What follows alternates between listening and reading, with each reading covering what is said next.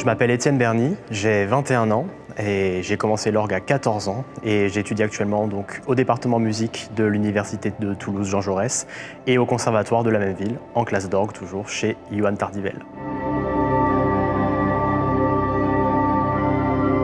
Souvent, ce qui perturbe, ce qui déroute les gens la première fois qu'ils vont à un concert d'orgue, c'est qu'on ne voit pas le musicien jouer. Et j'ai envie de prendre ça comme une chance d'une certaine manière, parce que on vit dans l'époque paradoxale où d'un côté, on a énormément accès à beaucoup de musique tout le temps, et en même temps, on ne prend pas forcément le temps d'écouter la musique pour elle-même.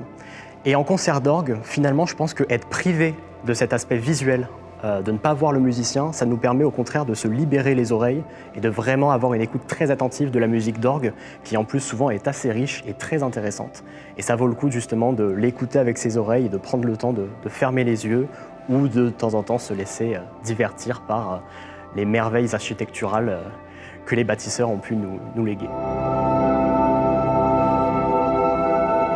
L'orgue est un instrument certes très ancien, les premiers prototypes on en retrouve dès le 2e millénaire avant Jésus-Christ, donc c'est un des instruments les plus anciens que l'Occident connaisse, mais je dirais que l'orgue est peut-être vieux par les années, mais sûrement pas vieux par son esprit.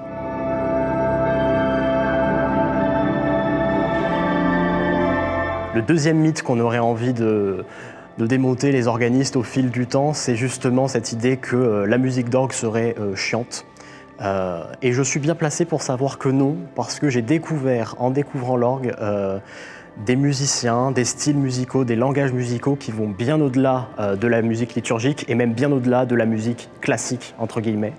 Et ça, on le sait avec le jazz notamment. Il y a le fameux orgamonde inventé au XXe siècle qui a permis de découvrir l'univers jazz.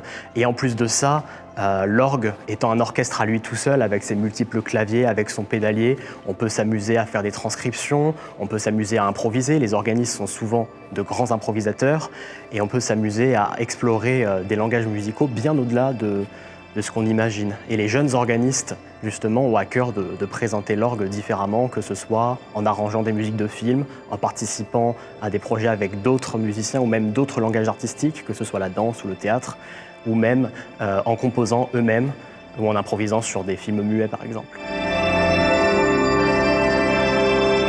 Chaque orgue est conçu pour le lieu qu'il abrite, suivant un cahier des charges, une esthétique, les codes d'une époque.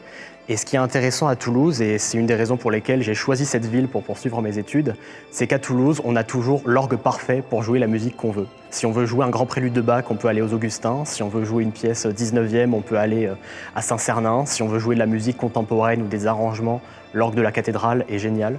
Il y a un patrimoine organistique assez vaste dans cette ville, très bien entretenu, et qui plus est, au-delà des frontières géographiques, on va dire, on n'a pas que de la musique française, on n'a pas que des orgues français à Toulouse, et on peut vraiment s'amuser à aller dans chaque lieu et découvrir un paysage sonore complètement différent. Et c'est quelque chose d'assez unique en France, finalement, d'avoir cette variété-là à Toulouse. J'ai envie de vous dire, n'ayez pas peur.